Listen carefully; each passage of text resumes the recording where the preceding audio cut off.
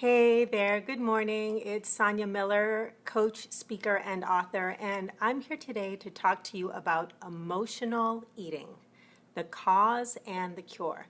So, if you're somebody who's ever struggled with emotional eating, it might look like you eat when you are stressed, or bored, or angry, or sad, or lonely, or maybe you eat in secret. Maybe you eat in your car, or maybe you eat at night when you're by yourself, or you're just kind of putting food in your mouth mindlessly in front of the TV. Those are all signs that you might be emotionally eating. Chances are pretty good, not just might, but that's usually a sign of emotional eating. And you know for sure if it's because you are not hungry. You're not eating because you're hungry, but you're just eating. So the key about emotional eating, the cause and the cure that I really want to talk about today is self-care. It's all about self-care. So how is self-care the cause of emotional eating? Well, we all have a natural, innate desire for and understanding at a very deep level that we are worthy of love and care. And so with that, there's always a part of us that is striving for that. We are moving towards feeling satisfied, feeling cared for, feeling loved. However, many of us haven't learned how to do that. We got messages growing up that maybe, taught us how to cope instead of care.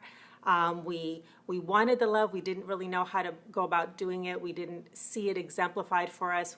Whatever it was, there's some reason that we didn't know how to take care of ourselves. So the good news is that if you don't really know how to practice self-care, when you are emotionally eating, it's because you're doing your best. It's actually a sign that you actually love yourself and you are coping by eating instead. Okay? So self-care is the cause. And so when you reach for food, the opportunity, the cure around this is to practice this main idea. If you are not hungry, or if you are reaching for food, and you find yourself thinking, okay, I'm reaching for food, I'm really not hungry, simply pause and ask yourself, what would be more satisfying?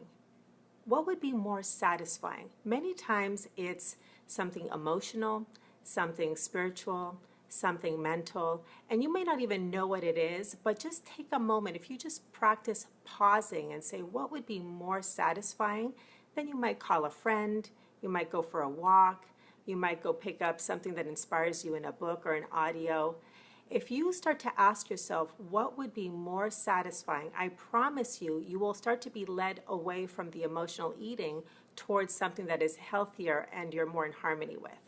Okay, so I'd like to give you a personal story around this. As you know, I have a long personal journey of emotional eating through bulimia, and I healed from it completely. And now I have a harmonious relationship with food. So I always tell my clients about the ice cream story. Okay, so in the journey of healing from this eating disorder, one of the things that I was taught was to say yes to all food, to suspend judgment, which I talked about in my last video. And there was a moment where I was very awake and aware of the fact that I was reaching for ice cream. So I was reaching for ice cream and I stopped and I said, Sonia, are you hungry? And the answer was, nope, I'm not hungry. Is there something else that would be more satisfying? And I thought, well, I could stop and, maybe practice one of those feelings processes and go feel my feelings, or I could eat this ice cream. Is this a good time to go choose to feel your feelings? Well, it was a good time, but I just didn't want to. So I went and I ate the ice cream. I ate the ice cream, I suspended judgment, and then I was done. And I noticed that the feeling didn't go away. So I thought, well, is this a good time to practice self-care, to go and do that feelings process that I learned about? So I went into my room, I lit a candle, I did my exercise, and I shed some tears. There were emotions behind the desire to eat. I cried, and the most amazing thing happened. When I finally practiced the self-care of just being with myself and honoring my feelings in that moment, the feelings that made me want to go eat that ice cream, I felt a relief. I felt a satisfaction the likes I'd never known. And that single event was the thing that began to change my relationship with food and the emotional eating completely, because I found something more satisfying, more emotionally satisfying than what eating had provided me in the past. I had been practicing self-care as best I knew. I was coping. But when I learned a more aligned, more satisfying expression of self-care, then the eating just didn't have any power over me. And I started to move towards what was more satisfying.